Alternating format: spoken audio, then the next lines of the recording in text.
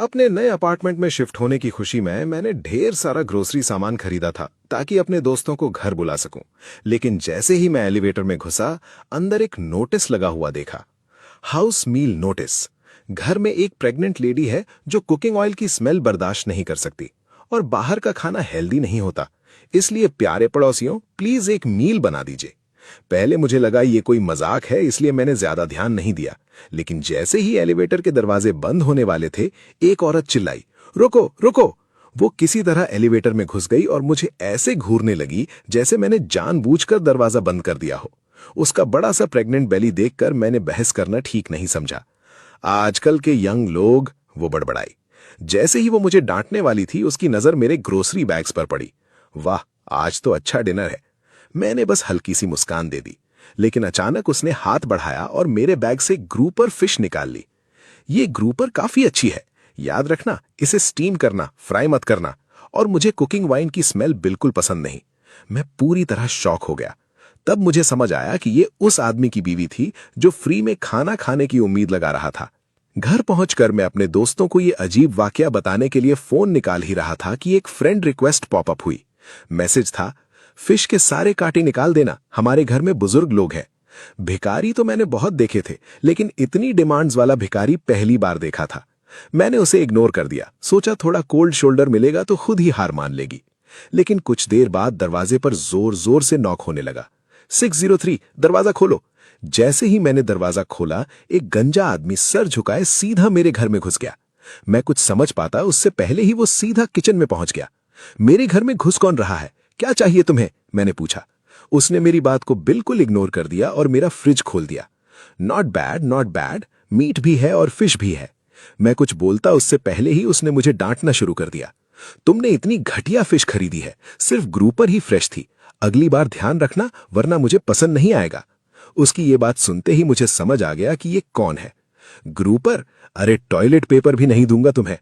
वैसे फ्रेश और गर्म है, ट्राई करोगे? वो बोला। वो तो गधों को खिलाने लायक है, मुझे बेवकूफ मत बनाओ। मैं हंसी और गुस्से के बीच अटक गया। इस आदमी को सच में लग रहा था कि ये कोई खास शख्सियत है।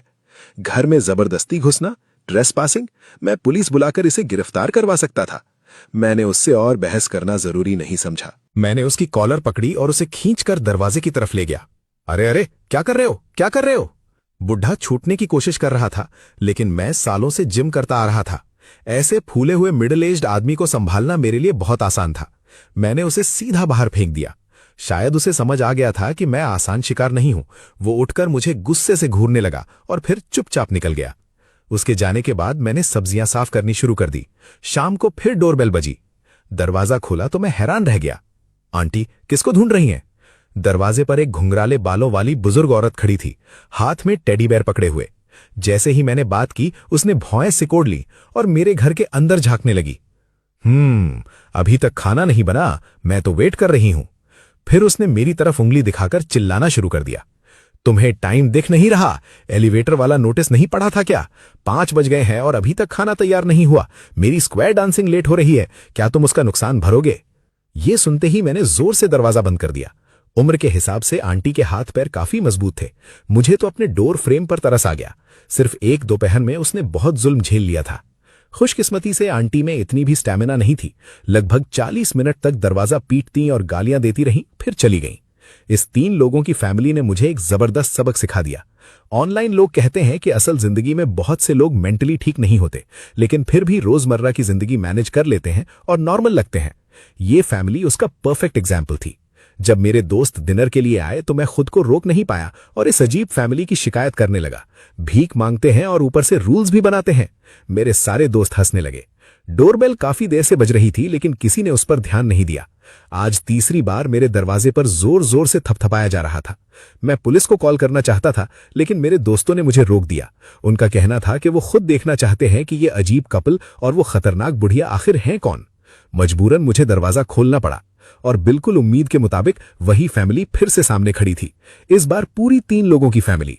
प्रेग्नेंट औरत अपना बड़ा सा पेट संभालते हुए सीधा घर के अंदर घुसने लगी। उसके हाथ में बोल्स और चॉपस्टिक्स थे, जैसे किसी दावत में शामिल होने आई हो। मैंने उसका रास्ता रोक लिया। तुम लोगों को क्या चाहिए? नाटक मत करो, खाने का टाइम हो गया है। ऑब्वियसली हम खाना खाने आए हैं। और हाँ, फिश वैसे ही बनाई ना जैसे मैंने कहा था। मैं पहले ही वार्निंग दे रही हूं, अगर कुछ ऑयली खाकर मेरे बेबी को कुछ हो गया तो तुम अपनी सारी प्रॉपर्टी बेच दो, तब भी उसका मुआवजा नहीं दे पाओगे। मेरे दोस्त ये सब सुनकर सन्न रह गए। ये किस तरह के नमूने थे? लोग कहते हैं बड़े शहरों में अजीब लोग बहुत मिलते हैं। आज तो एक साथ 3 मिल गए थे। नहीं, 3 और आधा, क्योंकि वो टेडी बेयर भी था। मेरे दोस्तों ने जब उसका मजाक उड़ाया तो प्रेग्नेंट औरत का चेहरा गुस्से से बैंगनी हो गया। तुम लोग क्या बकवास कर रहे हो? किसने कहा तुम्हें ये खाना खाने को? ये सब हमारे फैमिली के लिए बनाया गया है। तुम लोगों को शर्म नहीं आती? निकल जाओ यहां से। अब मेरी भी हद हो चुकी थी। मैंने उसे पकड़कर पीछे खींच लिया।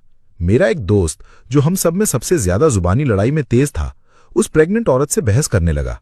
वो बार बार अपनी प्रेगनेंसी का फायदा उठाकर हमें मॉरली गिल्टी फील करवाने की कोशिश कर रही थी। हम उसकी मेंटल कंडीशन पर सवाल उठा रहे थे और बात बात में उसके होने वाले बच्चे के बाप तक का मजाक उड़ा रहे थे। जब वो बहस में हारने लगी तो उसने तुरंत अपने घर वालों को बुला लिया। बुढ़िया ने दावा किया कि उसका होने वाला पोता किसी बड़े खानदान से है और हमें नीचा दिखाने लगी। फिर वो लोग चिल्लाकर पड़ोसियों को इकट्ठा करने लगे ताकि भीड़ के प्रेशर में हम पीछे हट जाए। काफी देर तक दोनों तरफ से बराबर की टक्कर चलती रही। फिर मैंने अपना फोन निकाल लिया। मैंने धमकी दी, अगर तुम लोगों ने ये सब बंद नहीं किया तो मैं पुलिस को कॉल करूंगा। या तो यहां से निकल जाओ या फिर तुम्हारे खिलाफ पब्लिक न्यूसेंस की रिपोर्ट करूंगा। मुझे लगा इससे वो डर जाएंगे, लेकिन थोड़ी ही देर बाद फिर से दरवाजे पर नॉक हुआ। सीरियसली, क्या ये कभी खत्म भी होगा? मेरा दोस्त गुस्से में दरवाजा खोलने गया। दरवाजा खुलते ही उसकी आवाज बदल गई। पुलिस, पुलिस आ गई। मैं भी थोड़ा हैरान रह गया। क्या मैंने गलती से पुलिस को कॉल कर दिया था? नहीं, ऐसा तो हो नहीं सकता। मैं इतना भी नशे में नहीं था। लेकिन जैसे ही मैंने पुलिस ऑफिसर के पीछे चमकता हुआ गंजा सर देखा, मुझे सब समझ आ गया। ऑफिसर, ये लोग हैं, रात के बीच में हंगामा कर रहे हैं। गंजा आदमी मुझे घूर रहा था। उसकी बीवी अपना पेट पकड़कर ऐसे एक्टिंग कर रही थी जैसे अभी इसी वक्त बच्चा पैदा होने वाला हो। ऑफिसर, ये लोग इतना शोर मचा रहे हैं कि मुझे नींद नहीं आती। इन्हें अरेस्ट कीजिए। गंजा आदमी भी तुरंत शिकायत करने लगा। हाँ ऑफिसर, हमारे घर में बुजुर्ग लोग हैं, इनका शोर बहुत परेशान करता है। ये पुरानी बिल्डिंग है, हॉलवे में सिक्योरिटी कैमरास भी नहीं है और इनके घर में इतने सारे लोग जमा हैं। सच कहूं तो जो वो कह रहा था कुछ हद तक सही भी लग रहा था। इसीलिए मुझे पुलिस के साथ कोऑपरेट करना पड़ा और स्टेटमेंट देनी पड़ी। स्टेटमेंट लेने के बाद पुलिस ने हमें सावधान रहने की सलाह दी और चली गई। पुलिस के जाते ही गंजे आदमी के चेहरे पर जीत वाली मुस्कान आ गई। हाँ, क्या हुआ, अब भी मारोगे? तुम लोगों को परेशान करने के मेरे पास बहुत तरीके हैं। मैं उस घटिया आदमी से और बात नहीं करना चाहता था। मैं दरवाजा बंद करने लगा, लेकिन उसकी हिम्मत और बढ़ गई। कुछ ही देर बाद पुलिस फिर से आ गई। कॉमरेड्स, हम पहले ही वार्निंग दे चुके हैं। अगर फिर से ऐसा हुआ तो हम कानून के मुताबिक एक्शन लेंगे। मेरा मूड अभी थोड़ा ठीक हुआ ही था कि मेरे दोस्त की नजर दरवाजे के बाहर खड़े उस गंजे आदमी पर पड़ी। वो इतना गुस्से में आ गया कि टेबल से एक बोल उठाकर लड़ाई के लिए तैयार हो गया। सबसे बुरी बात यह थी कि वो गंजा आदमी असली में डरपोक था। जैसे ही उसने देखा कि लड़ाई हो सकती है, उसने तुरंत अपनी प्रेग्नेंट बीवी और बूढ़ी मां को अपने सामने ढाल बनाकर खड़ा कर दिया। एक तरफ प्रेग्नेंट औरत थी, दूसरी तरफ एक बुजुर्ग औरत। ऐसे लोगों को छूना भी मुसीबत को दावत देने जैसा था।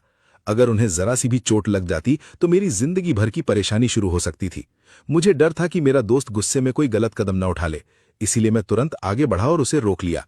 छोड़ो, उसे जो करना है करने दो। मुझे पता है ये गंजा आदमी जानबूझकर हमें भड़का रहा है, हमें परेशान करने की कोशिश कर रहा है, लेकिन कोई भी इंसान पूरा दिन वहीं खड़ा नहीं रह सकता। मैं पहले ही उसके जाल में 3 बार फंस चुका था। इस बार मैंने दरवाजा बंद किया और कोने में कैमरा लगा दिया। हम फिर से खाना खाने लगे, लेकिन इस बार किसी ने एक शब्द भी नहीं बोला। बाहर गंजा आदमी कुछ बड़बड़ कर रहा था। आधे घंटे से भी कम वक्त बीता था कि पुलिस फिर आ गई। मैंने दरवाजा खोला तो वही 2 पुलिस ऑफिसर खड़े थे। इस बार उनके चेहरे काफी सख्त लग रहे थे।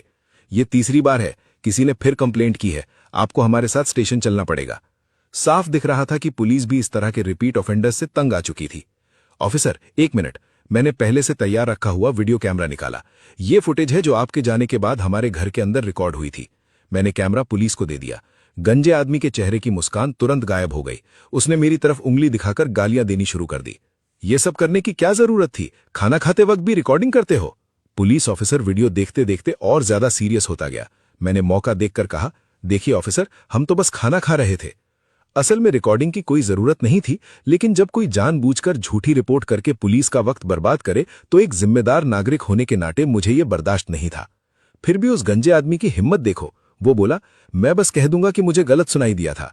मैंने आंखें घुमाई और बड़े प्यार से समझाया, public security administration punishment law के मुताबिक झूठी रिपोर्ट करने पर 5 से 10 दिन की डिटेंशन हो सकती है। बकवास, मुझे डराने की कोशिश मत करो। मैंने तुरंत जवाब दिया, अच्छा, और 500 युआन का फाइन भी लग सकता है। मैं पहले सर्विस इंडस्ट्री में काम करता था और लोगों को गुस्सा दिलाने में काफी एक्सपर्ट था। मेरी बात खत्म होते ही उसका चेहरा लाल हो गया। वो सीधा मुझ पर हमला करने के लिए दौड़ा। बस एक छोटी सी प्रॉब्लम थी, वो भूल गया था कि पुलिस ऑफिसर्स उसके बिल्कुल पास खड़े थे। 2-3 जोर की आवाजें आईं और अगले ही पल वो जमीन पर दबा दिया गया। उसकी मां और प्रेग्नेंट बीवी जोर जोर से चिल्लाने लगी और पुलिस वालों पर टूट पड़ी। वो पुलिस ऑफिसर्स की यूनिफॉर्म पकड़कर खींचने लगी। तुम लोगों को किसने हक दिया हमारे आदमी को पकड़ने का? देखना, मैं तुम सबकी शिकायत करूंगी, किसी ने थककर कहा। प्रेग्नेंट औरत के साथ पुलिस भी क्या करे, इनसे निपटना बहुत मुश्किल होता है। दोनों तरफ से तनाव बना हुआ था। मैं दरवाजे के फ्रेम से टेक लगाकर तमाशा देख रहा था, लेकिन अचानक वो औरत अपना सारा गुस्सा मेरी तरफ ले आई।